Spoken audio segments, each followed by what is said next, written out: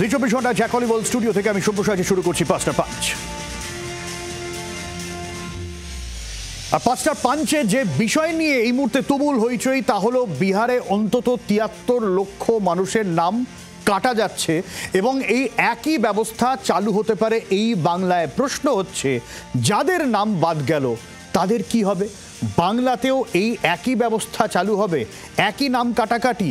এই বিতর্ক যখন জোরদার, কিছুক্ষণ আগেই জি24 ঘন্টায় যে খবর আপনারা দেখলেন তা হলো রাজ্য নির্বাচনী আধিকারিকের যে দপ্তর তা স্বাধীন হিসেবে ঘোষণা করা হলো, অর্থাৎ রাজ্য স্বরাষ্ট্র দপ্তরের আন্ডারে আর এটা থাকছে না, সেন্ট্রালি গোটা বিষয়টা হবে। ফলে খুব স্বাভাবিক প্রশ্ন হচ্ছে তাহলে বাংলাতেও যদি ওই ভোটার লিস্ট নিয়ে পোস্টমর্টেম হয় তাহলে সে বিষয়টা করতে সুবিধা হবে। সেই কারণেই কি এই সিদ্ধান্ত?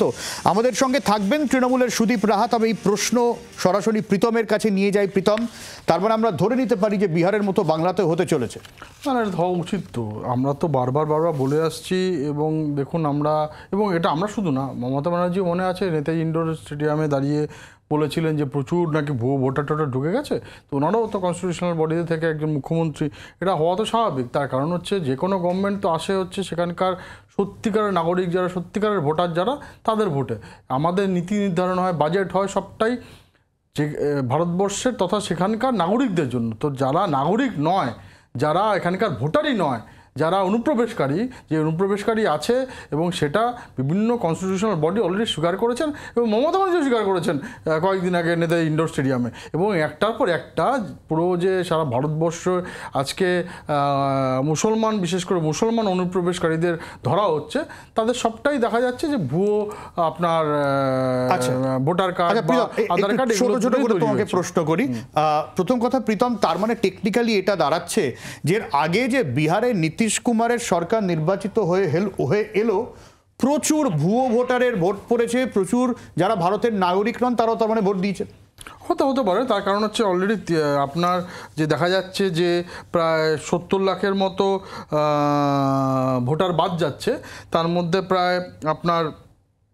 প্রায় ৩০ লাখ যাদের আপনার এনুমারেশন ফর্ম আর কি ফিল আপ হয়েছে বা সেটা এখনো ফেরত আসেনি। খুব ভালো। এই ৩০ লাখের বিষয়ে আসি প্রীতম। এই যে ৩০ লাখ আর বাকি যারা আছে তাদের তো অ্যাড্রেসে গিয়ে নাকি তাদের খোঁজ পাওয়া যায়নি। প্রায় ৪৩ লাখের মধ্যে অ্যাড্রেসের কোনো খোঁজ নেই। এই যে ৩০ লাখের কথা বলছো অ্যাপ্রক্স, এদের এবার কি হবে?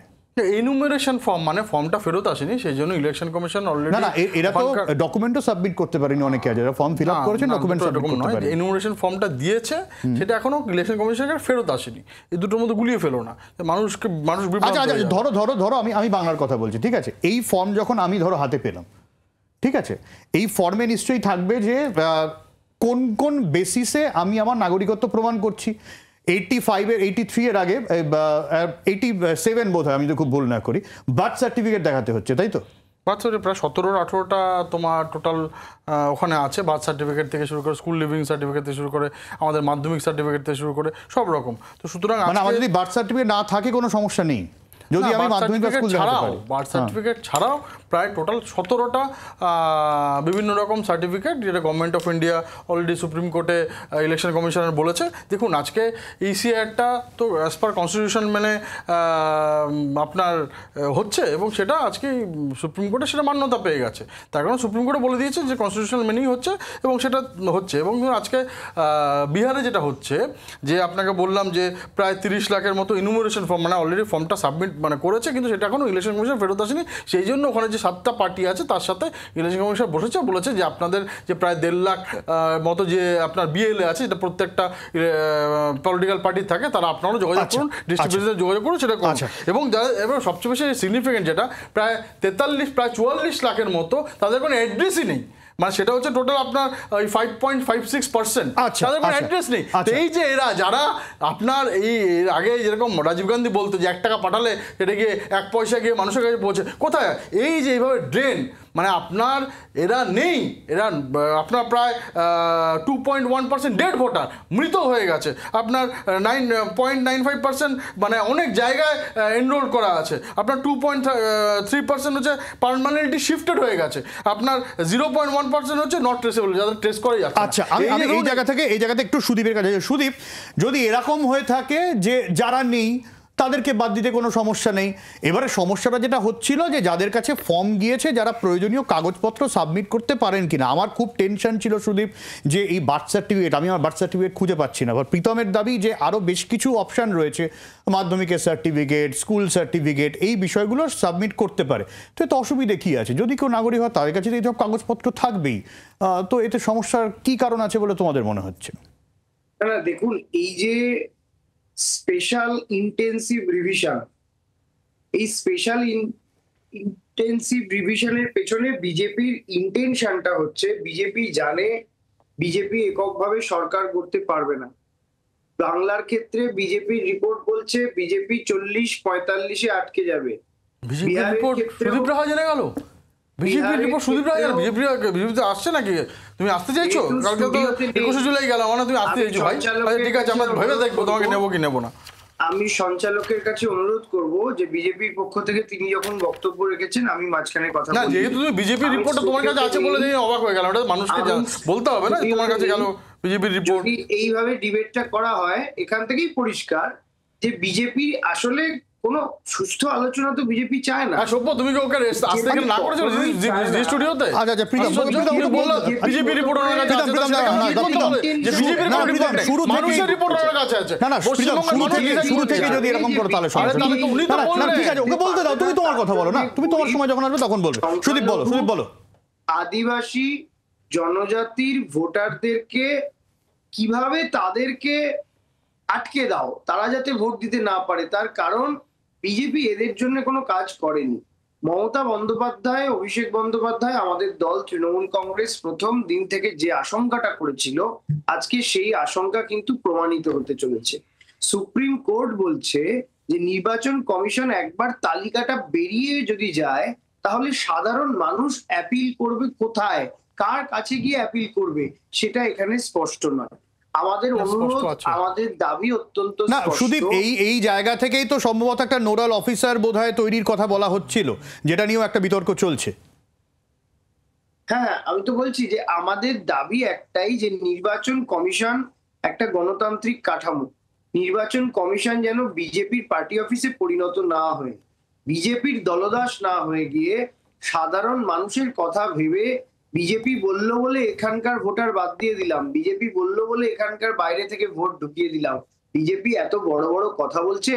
বিহারের নির্বাচনে মায়ানমারের ভোটার, বিজেপির নির্বাচনে আপনার নেপালের ভোটার কোথা থেকে ঢুকেছিল। দিল্লি মহারাষ্ট্রের নির্বাচনের রোল রিভিশনের রেজাল্ট তো আমরা দেখেছি। তখন থেকেই তো তৃণমূল কংগ্রেস পরিষ্কারভাবে বলছে। আজকে বিজেপির ইন্টেনশন, এজেন্ডা খুব পরিষ্কার, বাইরে থেকে লোক ঢোকাও, ঢুকিয়ে বাংলা দখল করো।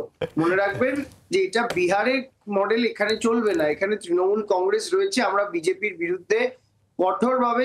আচ্ছা প্রীতম, তোমাকে একটু পরে আসবো, আমি আসবো তোমাকে, দাঁড়াও। আমার সুদীপ কাছে একটা প্রশ্ন আছে। সুদীপ, লড়াই আমাদেরকে করতে হবে। আচ্ছা সুদীপ, আমি একটু ক্রোনোলজি দেখি। সেটা হচ্ছে, প্রথমে এরকম অভিযোগ রাহুল গান্ধীর তরফে তোলা হলো, তারপর তোমাদের তরফ থেকেও তোলা হলো একটা ফ্লোটিং ভোটারের তথ্য। সেই ফ্লোটিং ভোটার কি বলছে, যে কিছু ফ্লোটিং ভোটার আছে, সেই ভোটারের অস্তিত্ব হয়তো হিমাচলে আছে, তাদেরকে নিয়ে আসা হলো মহারাষ্ট্রে, সেই তাদের ভোটে জয় করা হলো।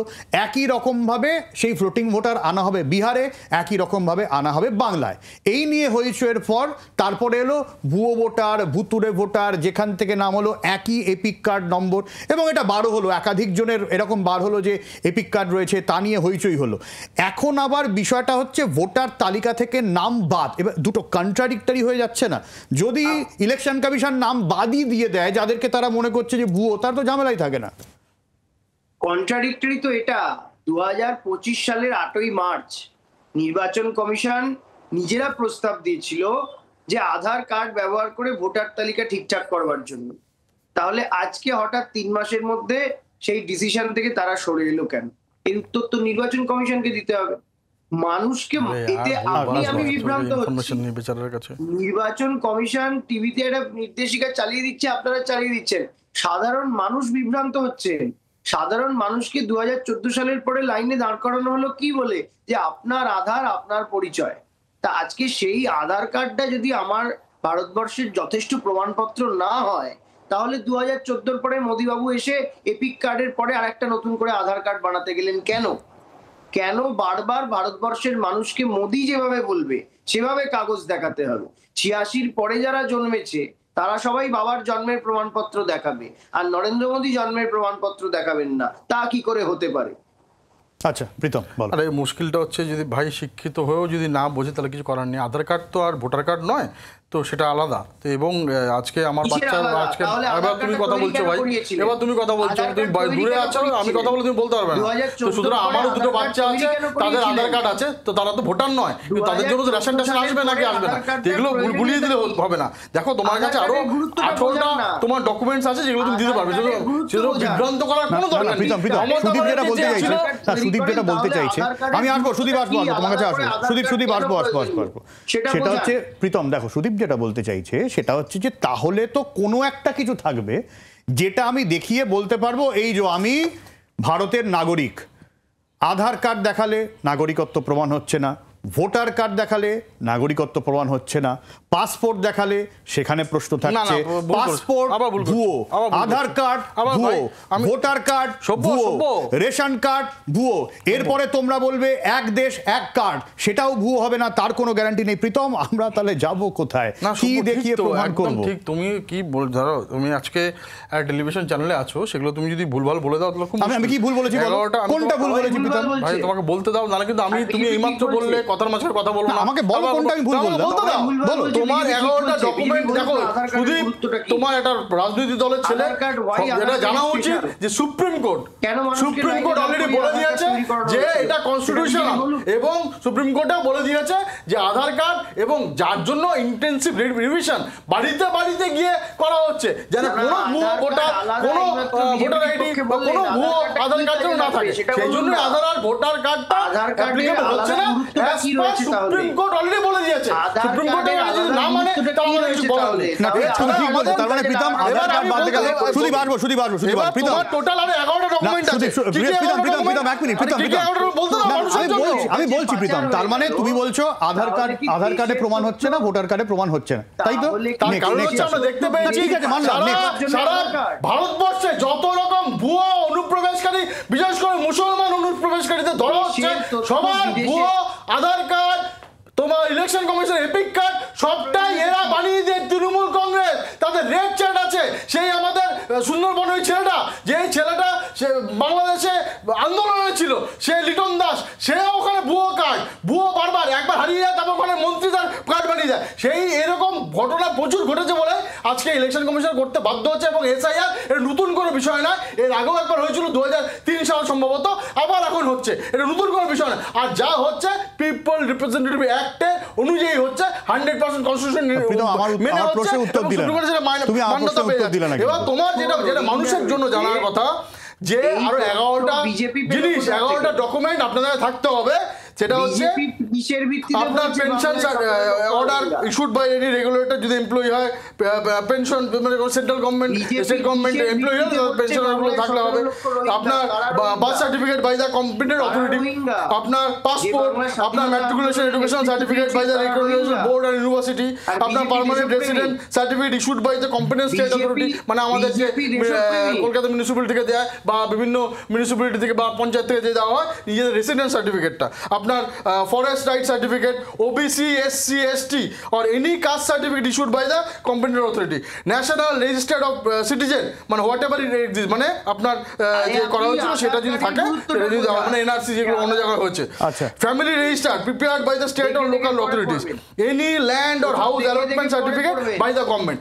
এই 11টা জিনিস প্রত্যেকে আমার মনে হয় যারা যারা ভারতবর্ষে নাগরিক, তাদের এই 11টার জিনিসের মধ্যে কোনো একটা 100% আছে। তার কারণ হচ্ছে আমরা কেউ না কেউ 8 পাস সার্টিফিকেট বা ম্যাট্রিকুলেশন সার্টিফিকেট সবার আছে। আচ্ছা, সুতরাং আজকে যদি না থাকে, নাগরিক নয়, সে তো অনুপ্রবেশকারী, আর অনুপ্রবেশকারীদের ভোটে এতদিন মমতা ব্যানার্জি আনন্দে নৃত্য করতেন, সেটা আজকে বন্ধ করছে দেখে উনি বাংলা ভাষাভাষীদের আজকে টার্গেট করছেন, টার্গেট করে আজকে বাঙালিদের মাথা হেট হয়ে যাচ্ছে সারা ভারতবর্ষে। তার কারণ হচ্ছে আমরা সব জায়গায় দেখছি এই অনুপ্রবেশকারীরা সব ঢুকছে, ঢুকে এখান থেকে ভোটার কার্ড, আধার কার্ড বানাচ্ছে, এবং সারা ভারতবর্ষে আজকে পপুলেশন জেহাদ করছে। সুদীপ এবারে বলো, অর্ধেক কথা তোমার শোনা যায়নি, বলো এবারে। 25 জন বাঙালি ছিল না যাদেরকে আটকে রেখেছিলেন?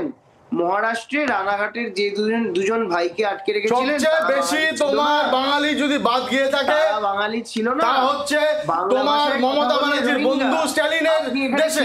সেখানে টেক্সটাইলে কাজ করা বাঙালিরা প্রায় 1000 লোক, সেখানে বাঙালি মুসলমান, তারাও বাংলা ভাষায় কথা বলে। যে মুসলমানরা ওখানে আমাদের মা দুর্গা বন্ধ ভাঙে, এখানেও ভাঙে। যারা যেই বাঙালিরা আজকে মালদাতে, মুর্শিদাবাদে, কোথাবাড়িতে মহেশতলায় দাঙ্গা করে, তারাও বাংলা ভাষা কথা বলে। ডিফারেন্সটা বুঝতে হবে।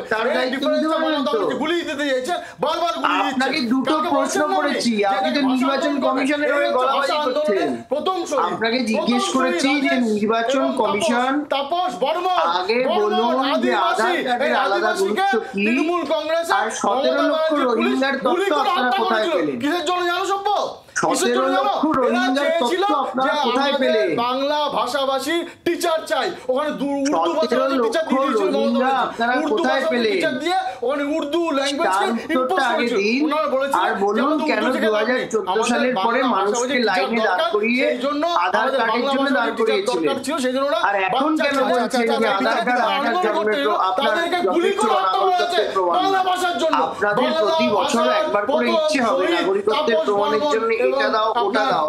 আর প্রীতম আসবো আরে আপনার পার্টি বলে one nation one election. Sudip আসবো, প্রীতম আসবো, প্রীতম আস্তে সুদীপ আসতে আসবো, সুদীপ বাঙালিদের মমতা ব্যানার্জি কোথায় নিয়ে গেছে?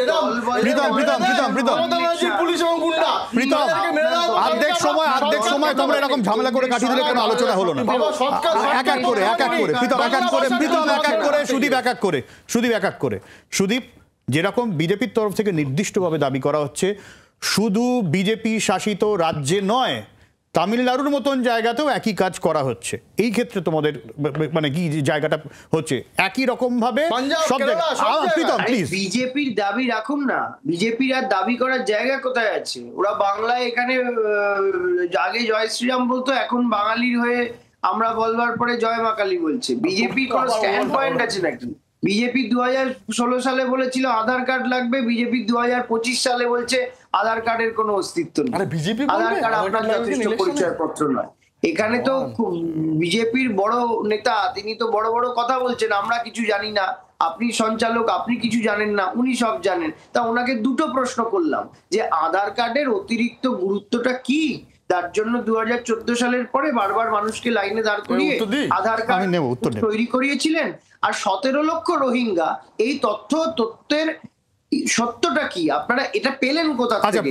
সুদীপ এবারে দাঁড়ান, আমি উত্তর নিই, প্রীতমের কাছ থেকে উত্তর নিয়ে নিই, তারপর তোমার কাছে আসে। প্রীতম দেখো, আজকে যদি সুদীপ পড়ালেখা জানা ছেলে, ভালো ছেলে, ও যদি গুলিয়ে ফেলে what is Aadhaar and what is election commission. দেখুন, আমার ছেলে মেয়ের এখনো 18 বছর হয়নি, ওদেরও দুটো আধার কার্ড আছে। ওদের জন্য গভর্নমেন্ট অফ ইন্ডিয়া আজকে ওদের মতো কিছু লোকদের জন্য তাদেরও বিভিন্ন সুবিধা দিয়ে থাকে। সেটা আপনার কি ভ্যাকসিন থেকে শুরু করে, রেশন থেকে শুরু করে সব রকম, right two education, right two ration, right two many things. আমরা যখনই কোনো জায়গায় বেড়াতে যাই, কোনো জায়গায় কোথাও যাই, আজকে আমরা ডিজি যাত্রা করি থ্রু আধার লিঙ্ক করার জন্য। আজকে আমরা আমাদের যে গভর্নমেন্ট অফ ইন্ডিয়ার প্রত্যেকটা অ্যাকাউন্ট আজকে আধারের সাথে লিঙ্ক হয়ে গেছে। আজকে তার জন্য এই বয়সের ফ্যাক্টরটা বুঝতে হবে, এবং অনেকে আছে যারা আধার আছে তাদের এখনও বয়সের ক্ষেত্রে এখনও আপনার ইলেকশনের কার্ডটা হয়নি, সেই জন্যই আধার। এবং আধারের সাথে আজকে ইলেকশন কমিশনের আইডির সাথে ডাইরেক্টলি ব্যাংকের অ্যাকাউন্ট লিঙ্ক হয় না, আধারের সাথে লিঙ্ক হয়।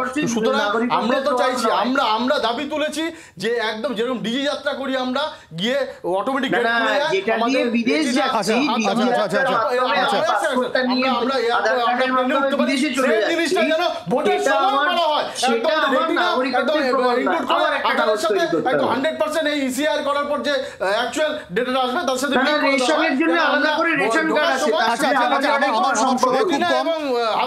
সময় খুব কম। প্রীতম আমি হাসবো, সুদীপ 2 মিনিট আছে, 1 মিনিট তোমার, 1 মিনিট প্রীতমের। আজকে যে রাজ্য নির্বাচনী আধিকারিকের অফিসকে রাজ্যের হাত থেকে সরিয়ে নিয়ে যাওয়া হচ্ছে, এটা নিয়ে তোমার কি মত? তারপর আমি প্রীতমের কাছে আসবো। 1 মিনিট সুদীপ, 1 মিনিট প্রীতম, কেউ কথা বলবে না। কারণ নির্বাচন কমিশনের অফিসটা সরিয়ে নিয়ে যাওয়া হচ্ছে, তার কারণ ওরা ভারতবর্ষের নির্বাচন কমিশনকে বিজেপি ও নিজেদের জনতা পার্টির পার্টি অফিস বানাতে চায়। আর আমরা বলছি এটা একটা গণতান্ত্রিক কাঠামো, এটাকে আমরা বানাতে দেব না। নির্বাচনের জেতার ক্ষমতা নেই, তার জন্য নির্বাচন দখল করার প্রক্রিয়া যদি চালাতে হয় তাহলে ভারতবর্ষের নির্বাচন কমিশনকে পার্টি অফিস বানাতে হবে, তার জন্য সরিয়ে নিয়ে যাচ্ছে।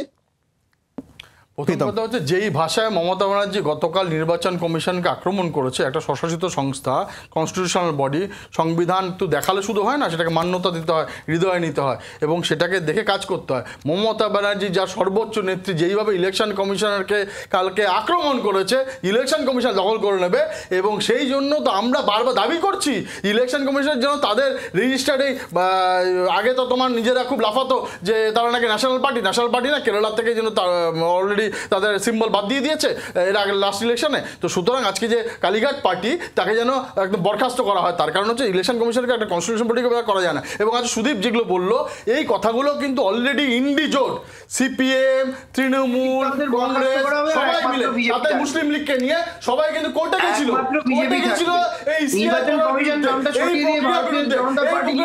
এই কোর্টে গেছিল, সুপ্রিম কোর্ট সুন্দর করে চড় মেরে তাদেরকে বাড়ি পাঠিয়ে দিয়েছে। বাড়ি পাঠিয়ে বলেছে যে কনস্টিটিউশনে যেরকম আছে আমার সময় একদম শেষ, ভারত স্বচ্ছ পশ্চিমবঙ্গ আমার সময় একদম শেষ, আমার সময় একদম শেষ, আমার সময় একদম শেষ। আমি সুদীপ 20 সেকেন্ড সময় আছে আমার কাছে, তুমি আমাকে বলো যদি এখানেও একই কাজ হয় এসআইআর, তাহলে তোমাদের হোয়াট নেক্সট, তোমরা কি পদক্ষেপ করছো? আরে ওরা এনআরসির ভয় এর আগেও দেখিয়েছিল, বাংলা ছুঁতে পেরেছে। বাংলায় যতদিন মমতা বন্দ্যোপাধ্যায় থাকবেন, হিন্দু, মুসলমান, শিখ, ইসাই কারোর নাগরিকত্ব যাবেন। বিজেপিটা কারোর বাপের, বাংলাটা কারোর বাপের জমিদারি নয়। যে বাংলা স্বাধীনতা আন্দোলনের নেতৃত্ব দিয়েছে সে বাংলা বহিরাগত বিজেপির কাছে মাথা নত করে। এই করে আমাদের হরগোবিন্দ দাস আর চন্দন দাসকে এরা এই মানসিকতা খুন করেছে, এই মানসিকতা আমাদের দুর্গা মুন্ড ভেঙে ফেলে, এই মানসিকতা। আমার সময়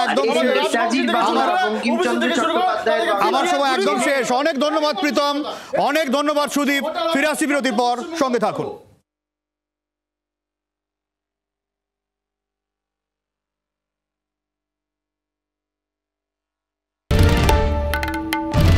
বাংলার আওয়াজ, বাঙালির আবেগ, জি 24 ঘন্টা।